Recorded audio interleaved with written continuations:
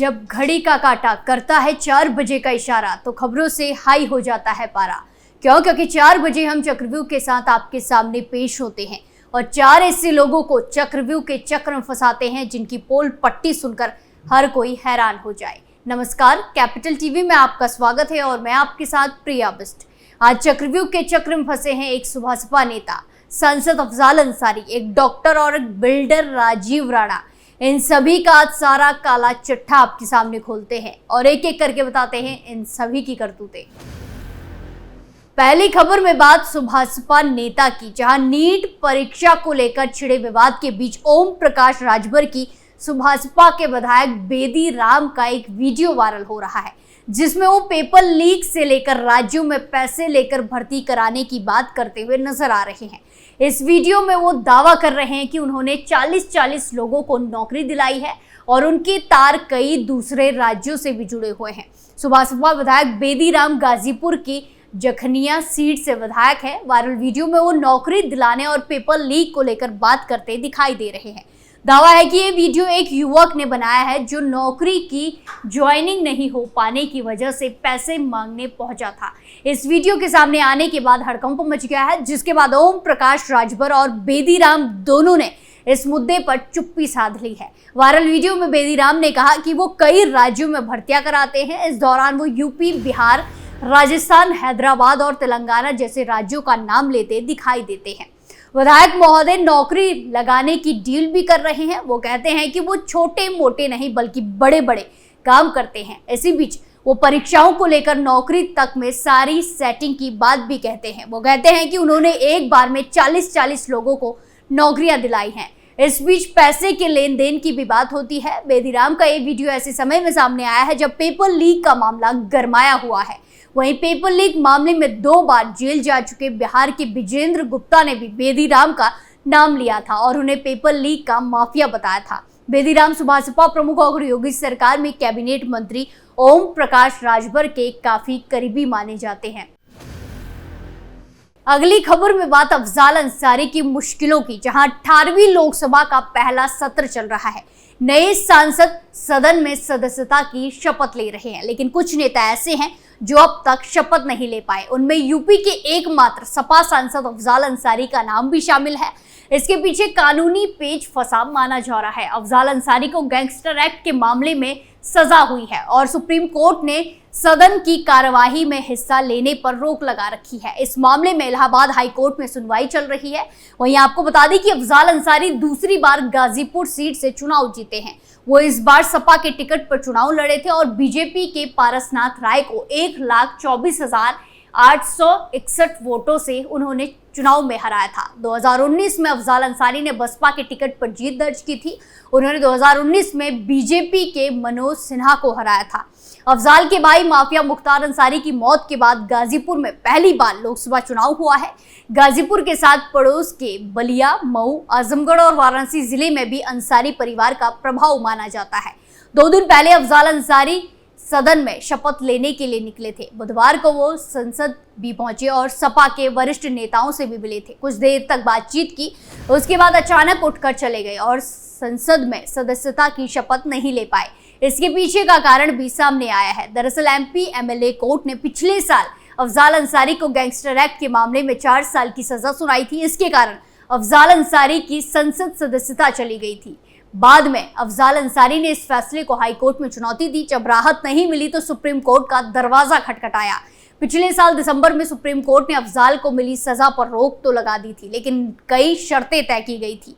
Supreme court ने फैसले में कहा था कि जब तक इलाहाबाद हाई कोर्ट से अफजाल की अपील पर फैसला नहीं आ जाता, तब तक वो ना तो संसद की कार्यवाही में हिस्सा ले सकते हैं और ना ही सदन में किसी मुद्दे पर वोटिंग कर सकते हैं। यही कारण है कि उन्हें संसद में शपथ नहीं दिलाई गई। इस मामले में जुलाई के पहले हफ्ते में इलाहाबाद हाई कोर्ट में सुनवाई होनी है। माना जा रहा है कि उसके बाद ही अफजाल अंसारी के शपथ लेने की संभावनाएं हैं। अगली खबर में बात पेपर लीक की, जहां नीट परीक्षा को लेकर पूरे देश में हंगामा मचा हुआ है। नीट परीक्षा की गुत्थी सुलझने का नाम नहीं ले रही है, जिसके बाद अब नीट परीक्षा में गड़बड़ी की आंच बिहार, गुजरात, महाराष्ट्र के बाद प्रयागराज तक पहुंच गई है, जिसके चलते मामले की जांच करने बिहार पुलिस 2 दिन पहले प्रयागराज पहुंची थी। बता दें कि एक डॉक्टर और उसके बेटे की तलाश में पुलिस यहां पहुंची थी। पुलिस को छापेमारी में डॉक्टर और बेटा नहीं मिले। आरोपी डॉक्टर ऑर्थोपेडिक सर्जन है। प्रयागराज में डॉक्टर का अपना एक अस्पताल भी है। डॉक्टर का नाम RP पांडे है।